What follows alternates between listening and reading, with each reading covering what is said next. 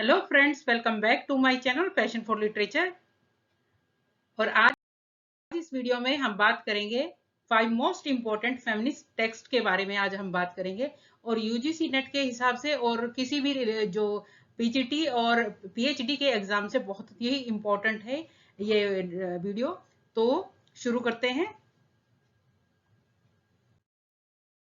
सबसे पहले मैं आपको बता देती हूँ कि लिटरेरी टेक्स्ट से ही रिलेटेड एक क्वेश्चन मैंने उठाया है जो कि अक्टूबर 2022 के अंदर यूजीसी नेट ने पूछा था, और उसी के बेस पे जो है वो टेक्स्ट को हम एनालिसिस करेंगे, उन टेक्स्ट के बारे में पढ़ेंगे और उनके राइटर्स के बारे में भी पढ़ेंगे। क्वेश्चन था आपका, what is the correct sequence of the following feminist text. आपको ये फेमिनिस्ट टेक्स्ट है, 5 टेक्स्ट हैं फेमिनिस्ट, उनको आपको सही सीक्वेंस में लगाना था, मतलब जिस हिसाब से वो पब्लिश हुई थी उसके हिसाब से सीक्वेंस में लगाना था। और इन्हीं 5 टेक्स्ट को आज हम इस वीडियो में जो है वो करेंगे। तो सबसे पहली जो टेक्स्ट थी वो है सेक्सुअल पॉलिटिक्स, सेकंड है a world of difference, third है द फीमेल इमेजिनेशन, फोर्थ है थिंकिंग अबाउट वीमेन, और नेक्स्ट है लास्ट है अ रूम ऑफ वंस ओन।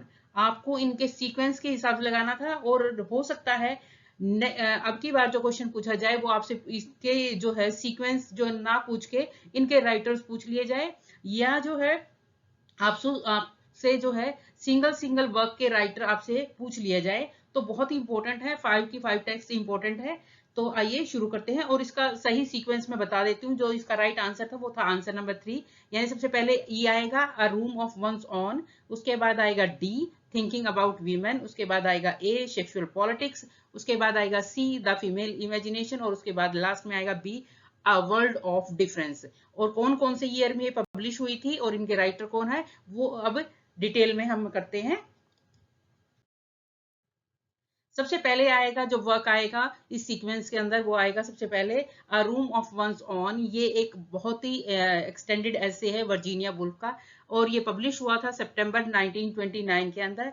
और ये बेस्ड है जो वर्जीनिया वुल्फ ने 2 लेक्चर्स दिए थे अक्टूबर 1928 के अंदर, वो जो ग्रिटन कॉलेज के अंदर जो है उन्होंने दिए थे, और यूनिवर्सिटी ऑफ कैम्ब्रिज के अंदर जो है वो वहां पे जो उन्होंने लेक्चर्स दिए थे उनके ऊपर बेस्ड है। और ये फाइनली पब्लिश हुए थे 1928 में 29 के अंदर।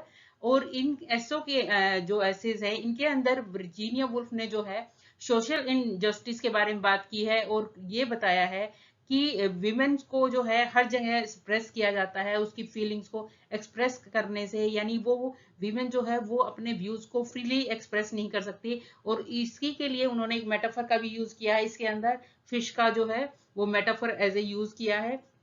और उसके साथ साथ यहाँ पे वर्जीनिया वुल्फ ने एक बहुत ही जरूरी जो पॉइंट वो बताया है, उन्होंने कहा है कि अगर कोई वीमेन राइटिंग करना चाहती है, राइट करना चाहती है कोई भी फिक्शन या किसी भी फील्ड में राइट करना चाहती है, तो उसके लिए सबसे जरूरी जो 2 चीजें हैं वो है, सबसे पहले उसके पास मनी होना चाहिए, और दूसरी बात ये है कि उसके बाद सेकंड पॉइंट ये है कि उसका खुद का एक रूम होना चाहिए। यानी अगर वो 2 चीजें हैं तभी वो फ्रीली होके कुछ राइट कर सकती है, नहीं तो नहीं कर सकती। यानी उसके पास पैसा होना चाहिए और प्लस उसका एक खुद का एक रूम होना चाहिए।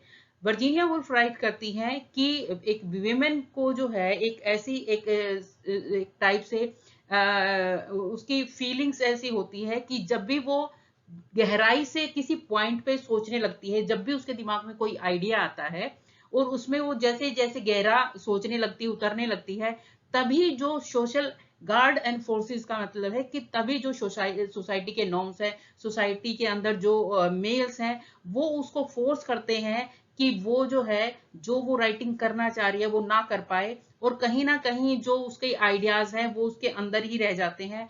वो जो एक्सटर्नल फोर्सेस हैं, एक्सटर्नल जो सोसाइटी है वो उसको फोर्स करती है उन आइडियाज को एक्सप्रेस करने से। और इस तरह से जो एक फीमेल के अंदर जितने भी आइडियाज होते हैं वो लूज कर जाती है और उनको एक्सप्रेस नहीं कर पाती। वर्जीनिया वुल्फ डिस्क्राइब करती है कि जो सोशल एक्सपेक्टेशंस होते हैं एक फीमेल के लिए, एक वीमेन के लिए, वो ये होते हैं कि एक फीमेल को चाइल्ड बियरर होना चाहिए, बस इग्नोरेंट होना चाहिए और चेस्ट होना चाहिए, यानी इसको प्योर होना चाहिए और अनजान होना चाहिए और बस बच्चों की देखभाल करने में, यानी टोटल मिला के वो ये कहना चाहती है कि सोसाइटी ये एक्सपेक्ट करती है कि वीमेन को जो है जितने हाउस होल्ड वर्क हैं वही सारे करने चाहिए, प्लस उनको बच्चे की देखभाल करनी चाहिए और बच्चों को पैदा करना वाला होना चाहिए। यानी वो उसके अंदर जो इतने आइडियाज हैं, इतने थॉट्स प्रोसेस है, इतनी सारी चीजें हैं, वो एक्सप्रेस ना करे, सोसाइटी उन चीजों को एक्सप्रेस नहीं करने देती। तो ये सारा का सारा इस वर्क के अंदर वर्जीनिया वुल्फ ने बताया है। वर्जीनिया वुल्फ का जो पूरा नाम है वो है एडलिन वर्जीनिया वुल्फ, और ये बोर्न हुई थी 25 जनवरी 1882 को, और इनकी डेथ हुई थी 28 मार्च 1941 को। ये बेसिकली एक इंग्लिश राइटर हैं, और इनको 20th सेंचुरी के अंदर मोस्ट इंपॉर्टेंट मॉडर्निस्ट ऑथर माना जाता है। और यही जो है, इन्होंने ही जो है, इनसे ही शुरुआत मानी जाती है स्ट्रीम ऑफ कॉन्शियसनेस की एज ए नरेटिव डिवाइस जो है, जो यूज किया था वो वर्जीनिया वुल्फ ने ही किया था। तो ये बहुत ही इंपॉर्टेंट राइटर है। नेक्स्ट जो वर्क आएगा, वो जो वर्क था सेकंड नंबर पे, वो था थिंकिंग अबाउट वीमेन। ये एक बहुत ही इंपॉर्टेंट वर्क है, और इसकी राइटर है मैरी एल्मान।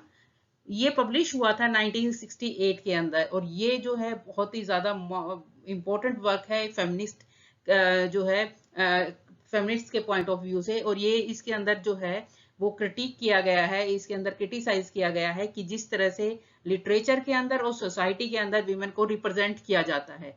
थिंकिंग अबाउट वीमेन जो है एक कलेक्शन ऑफ एस्से हैं, जिसके अंदर जो है ये बताया गया है कैसे स्टीरियोटाइप्स है, कैसे जो है मेल जो जो लिटरेरी ट्रेडिशन है उसके अंदर जो है मेल हमेशा डोमिनेट करता है।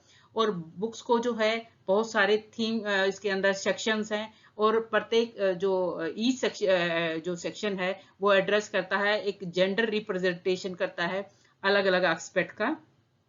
मैरी एलमन बेसिकली क्या है, एक इन्फ्लुएंशियल अमेरिकन लिटरेरी क्रिटिक और एसेइस्ट हैं। ये बोर्न हुई थी 1921 में, और उनकी डेथ हुई थी 1989 के अंदर।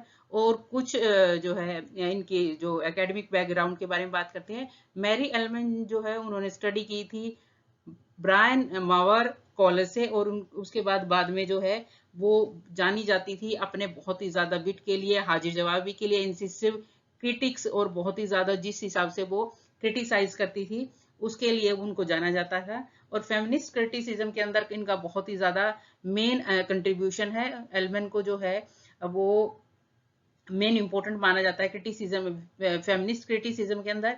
और उनके जो वर्क्स हैं उन्होंने फाउंडेशन रखी, एक तरह से नींव रखी थी फ्यूचर फेमिनिस्ट स्कॉलर्स के लिए। और इस तरह से उन्होंने अपने वर्क्स को किया था ताकि जो ट्रेडिशनल उनके वर्क्स के अंदर जो ट्रेडिशनल रिप्रेजेंटेशन था वीमेन का, उनको चैलेंज किया है इन्होंने अपने वर्क्स के अंदर। और उसके साथ साथ उन्होंने एडवोकेट किया है कि फीमेल के लिए इक्वल होना चाहिए, जिस तरह इक्वल रिप्रेजेंटेशन होना चाहिए, उसके पोर्ट्रेयल होना चाहिए लिटरेचर के अंदर भी और सोसाइटी के अंदर भी। उसको जो है ये फेवर करती थी कि इक्वालिटी होनी चाहिए मेल और फीमेल की लिटरेचर और सोसाइटी के अंदर। नेक्स्ट इंपॉर्टेंट वर्क था सेक्सुअल पॉलिटिक्स। ये एक डेब्यू वर्क था, सबसे फर्स्ट वर्क था अमेरिकन राइटर और एक्टिविस्ट केट मिलेट का। और ये इनकी बेस था इनकी पीएचडी की, जो उन्होंने डिसर्टेशन की थी कोलंबिया यूनिवर्सिटी से। और ये पब्लिश हुआ था 1970 में double day, bye double day के से ने इसको पब्लिश किया था 1970 में। और ये जो है क्लासिक माना जाता है फेमिनिज्म के अंदर, और ये one of the radical feminism के अंदर मेन इंपॉर्टेंट टेक्स्ट मानी जाती है। और ये जो है ये माना जाता है कि जो सेकंड वेव फेमिनिस्ट मूवमेंट आया था उसके अंदर बहुत इंपॉर्टेंट इसका कंट्रीब्यूशन रहा है। और सेक्सुअल पॉलिटिक्स के अंदर जो है फोकस किया गया है कि मेल डोमिनेंस जो मेल का डोमिनेंस कैसे है 20th सेंचुरी आर्ट और लिटरेचर के अंदर। और मिलेट ने जो है ये बताया था कि जो वेस्टर्न लिटरेचर है उसके अंदर जो दिखाया गया है वो सारा का सारा पेट्रियार्कल सोसाइटी दिखाई गई है उसके अंदर, यानी मेल की डोमिनेंस दिखाई गई है। और ये आर्ग्यू करती है कि इसके अंदर दिखाया गया है कि वीमेन के ऊपर जो है सारा का सारा जो डोमिनेंस है वो मैन का है।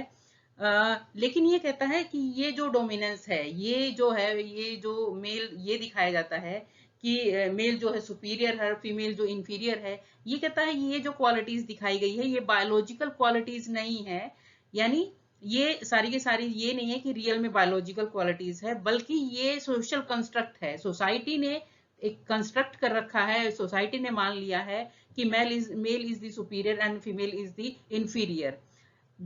केट मिलेट का जो पूरा नाम है वो है कैथरीन मोरे मिलेट, और ये बोर्न हुई थी सितंबर 14 1934 में, और इनकी डेथ हुई थी सितंबर 6 2017 में। ये बेसिकली एक अमेरिकन फेमिनिस्ट राइटर थी, एजुकेटर, आर्टिस्ट, एक्टिविस्ट थी, और उन्होंने ऑक्सफोर्ड यूनिवर्सिटी अटेंड की थी, और ये सबसे फर्स्ट अमेरिकन वीमन थी जिनको अवार्ड की गई थी फर्स्ट क्लास ऑनर जो है सेंट हिडला कॉलेज ऑक्सफोर्ड से। और उनको डिस्क्राइब किया गया है कि जो इनका मेन इंपॉर्टेंट वर्क है जो सेक्सुअल पॉलिटिक्स है वो सेकेंड वेव फेमिनिज्म के अंदर बेस्ट नॉन वर्क है।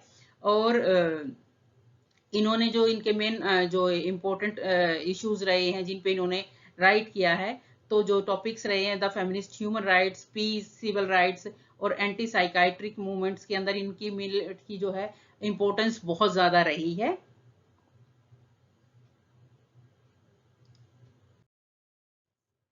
नेक्स्ट इंपॉर्टेंट वर्क था जो इंपॉर्टेंट टेक्स्ट है जो कि पूछी गई है, उसके बाद नंबर आता द फीमेल इमेजिनेशन। ये नॉन फिक्शन बुक है और ये पब्लिश हुई थी 1975 के अंदर, और ये इनके जो मेन राइटर है वो है अमेरिकन राइटर है, लिटरेरी स्कॉलर है, पैट्रिशिया मेयर स्पेक्स जो है, इन्होंने ये इसको राइट किया है। और ये नॉमिनेट रही है एक नेशनल बुक अवार्ड के लिए, आर्ट एंड लिटरेचर के अंदर एक नॉमिनी रही है इस अवार्ड के लिए। और इनका जो है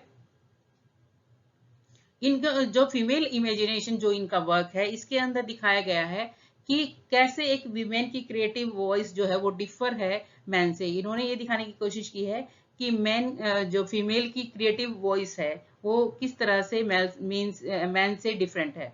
और इस बुक के अंदर स्पेक्स ने एग्जामिन किया है, उन्होंने 50 प्रोज वीमेंस को उठाया है अपने वर्क्स के अंदर, और उनके अंदर जो मेन इंपॉर्टेंट जिन राइटर्स को इन्होंने उठाया है उनके अंदर वर्जीनिया वुल्फ है, सिमोन दुबुआ है, और उसके साथ साथ और भी बहुत सारे जो इंटरटेनमेंट की दुनिया में है, बेटी मैकडोनाल्ड है, मैकडोनाल्ड और क्रिएटर है जो कि माँ एंड पा कैटल की, उनको भी उठाया है। तो ऐसे 50 वीमेंस को उन्होंने उठाया अपने वर्क्स के अंदर, और फिर उनको एग्जामिन किया है और फिर उनको देखा है इस पूरी बुक के अंदर कि कैसे वीमेन की जो वॉइस है वो मैन की वॉइस से डिफरेंस कैसी है।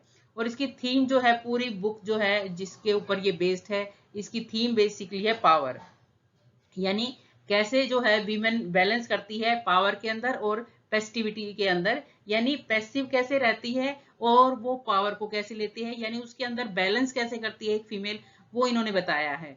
उसके साथ साथ ये कहती है कि एक फीमेल जो है, एक वीमेन जो है वो कैसे अपने सारे हाउस होल्ड वर्क भी करती है प्लस वो पावर को भी कैसे मेंटेन करती है, तो वो सारा का सारा इन्होंने अपने वर्क के अंदर दिखाया है। पैट्रिशिया एंड मेयर स्पेक्स इनका पूरा नाम है, ये बोर्न हुई थी 1929 के अंदर। ये बेसिकली एक अमेरिकन लिटरेरी स्कॉलर है, she is the Edgar F Shannon professor emerita at University of Virginia. ये एक स्कॉलर भी है। उसके बाद उन्होंने जो है स्पेशलाइज जो इन्होंने किया है वो है 18th सेंचुरी इंग्लिश लिटरेचर के अंदर, और इन्होंने कल्चरल क्रिटिसिज्म के ऊपर भी राइट किया है, और इनके जो बहुत सारे और सब्जेक्ट्स हैं जिनके ऊपर इन्होंने राइट किया है, जैसे कि बोर्डम के ऊपर इन्होंने राइट किया है, गॉसिप के ऊपर इन्होंने राइट किया है, और फेमिनिज्म के ऊपर इन्होंने राइट किया है।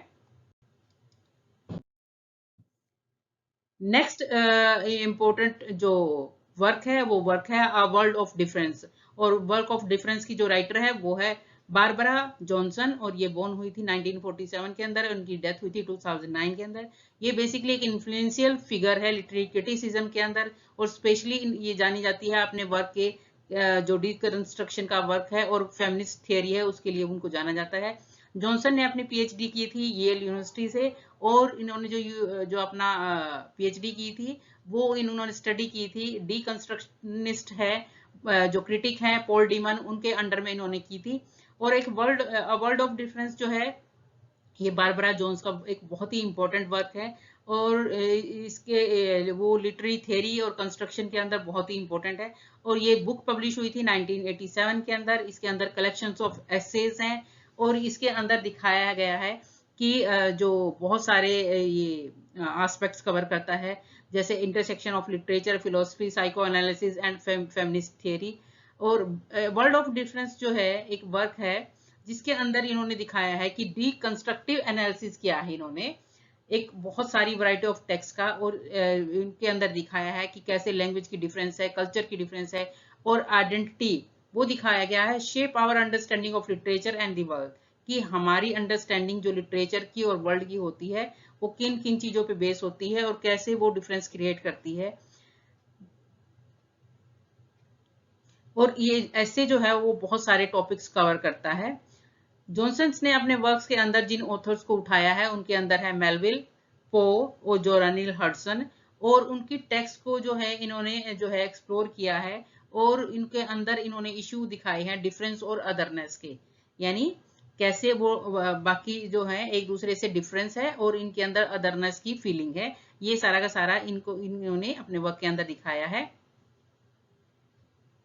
इन्होंने इसके साथ साथ ये भी दिखाया है कि कैसे जो है जेंडर और सेक्सुअलिटी जो है इनके वर्क्स के अंदर लिटरेचर के अंदर कंस्ट्रक्ट की जाती है और कैसे उसको रिप्रेजेंट किया जाता है। और इसी के जो है, और इन्होंने इन चीजों को और भी जो है फेमिनिस्ट थ्योरी के हिसाब से और इनको बहुत ही ज्यादा गहराई से ये चीजें दिखाई है कि कैसे जेंडर और सेक्सुअलिटी जो होती है वो लिटरेचर के अंदर शो की जाती है और रिप्रेजेंट की जाती है। इनके जो है अ वर्ल्ड ऑफ डिफरेंस के अलावा और भी जो इंपॉर्टेंट वर्क हैं वो है द क्रिटिकल डिफरेंस, ये भी इंपॉर्टेंट वर्क है। तो हो सकता है यूजीसी नेट की बार ये पूछ लिया जाए। Essays in the contemporary rhetoric of reading and mother tongues sexuality trials motherhood translation. तो ये इंपॉर्टेंट वर्क था बारबरा जॉनसन का।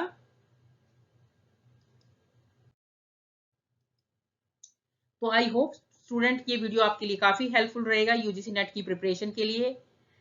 Please do like share and subscribe my channel passion for literature. Thank you.